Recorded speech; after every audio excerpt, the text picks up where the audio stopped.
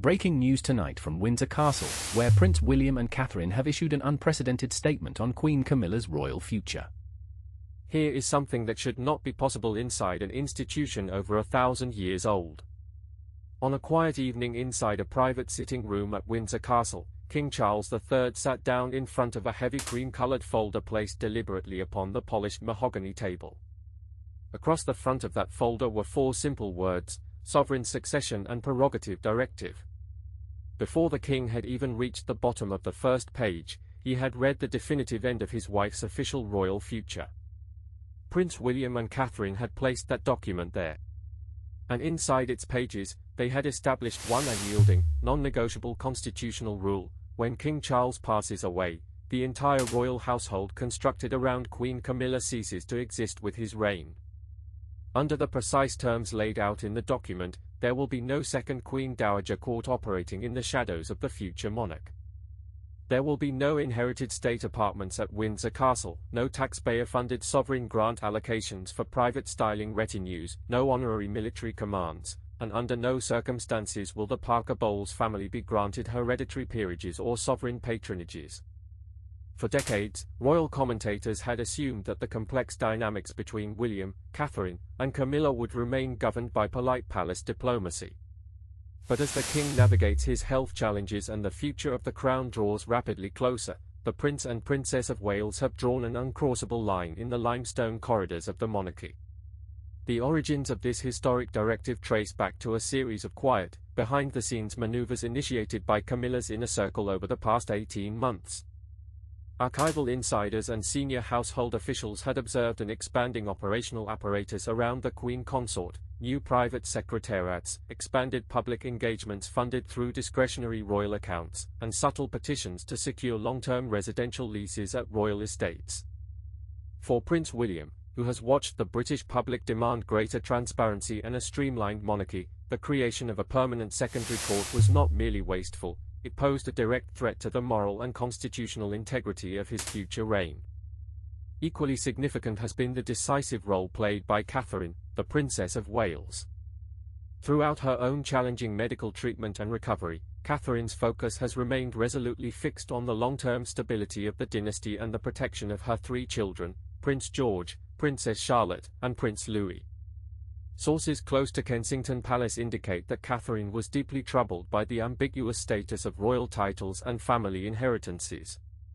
Working alongside senior constitutional barristers from the Duchy of Cornwall, William and Catherine meticulously drafted a legal covenant designed to settle every outstanding constitutional question before the moment of sovereign succession arrives. When William and Catherine presented the directive to King Charles at Windsor Castle, the atmosphere inside the private apartment was electric with tension.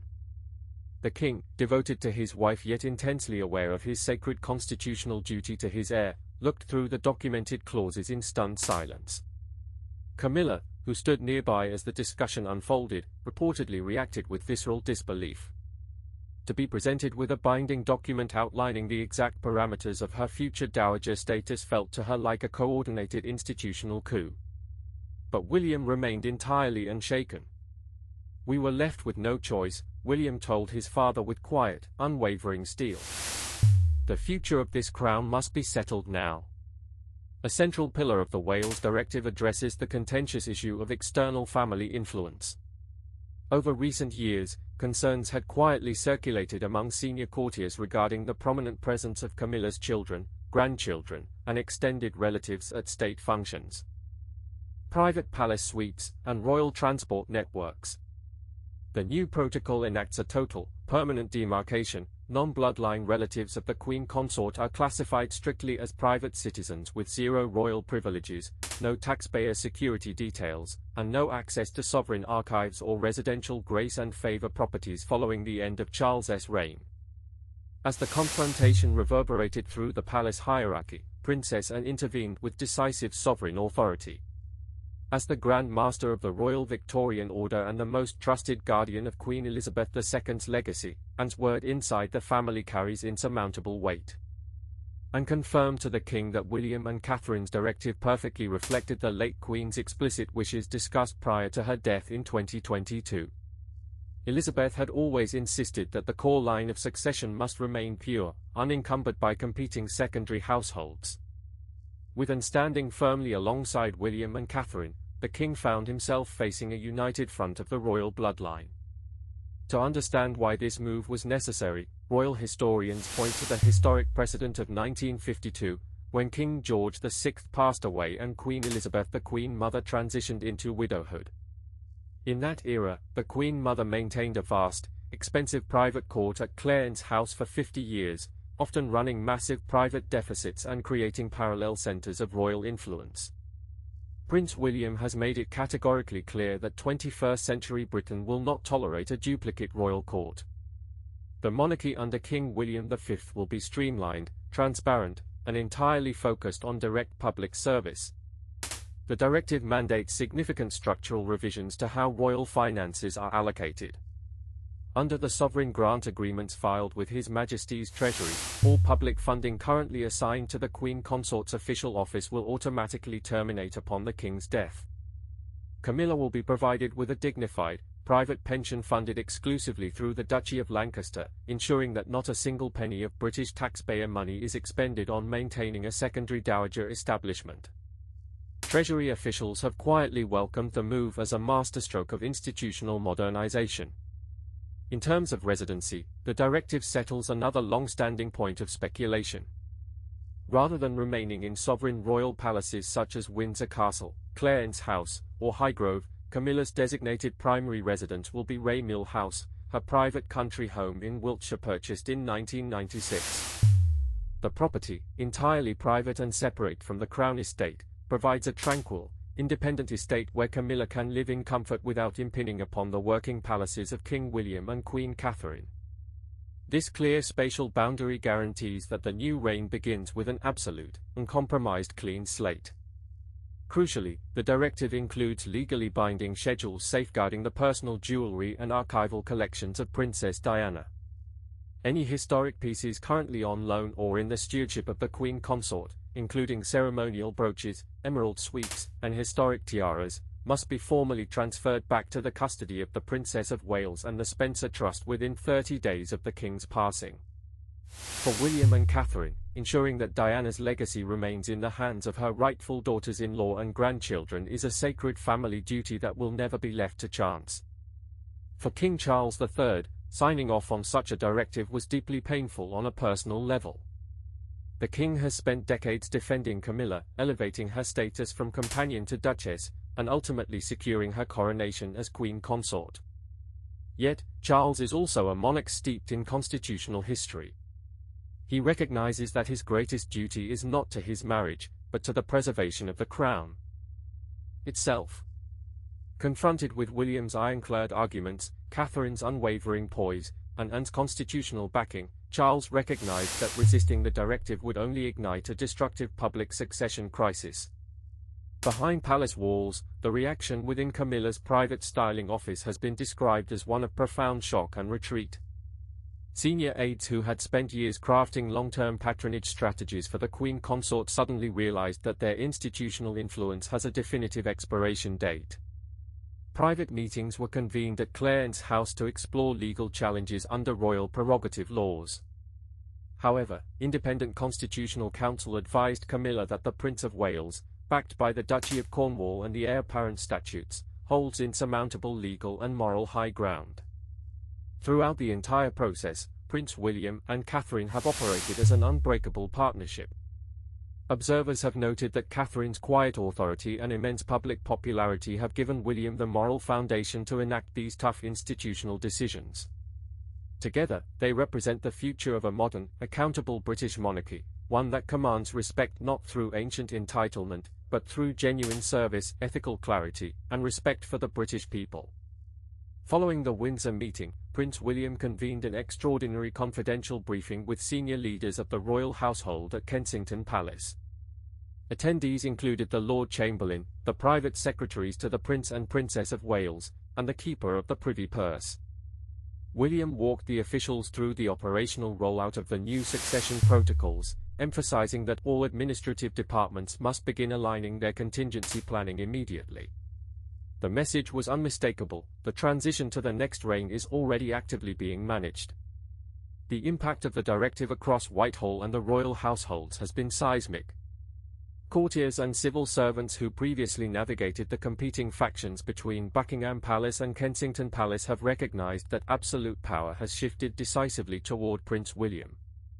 Senior administrative appointments are now vetted directly through the Prince of Wales's private office, establishing a unified command structure that leaves zero room for factional maneuvering. Beyond the immediate dynamic with Camilla, William and Catherine's primary motivation remains the long-term protection of Prince George's eventual reign. By clearing away potential constitutional ambiguities, family disputes over property, and redundant royal households now, they are ensuring that when George eventually ascends the throne, he inherits an institution that is clean, universally respected, and unburdened by past familial controversies. It is a masterclass in multi-generational monarchical stewardship.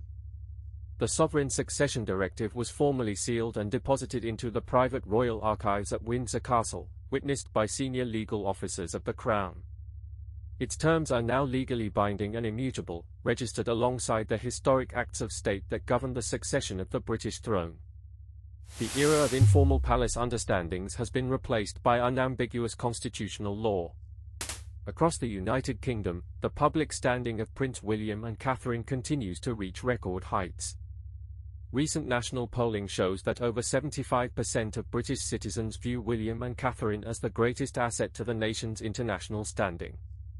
By taking decisive action to protect public funds and preserve the sanctity of the Crown, the Prince and Princess of Wales have demonstrated precisely the kind of principled leadership the modern public expects from its future King and Queen. Across the 56 member nations of the Commonwealth, the clarity established by the Wales Directive has been received with widespread reassurance.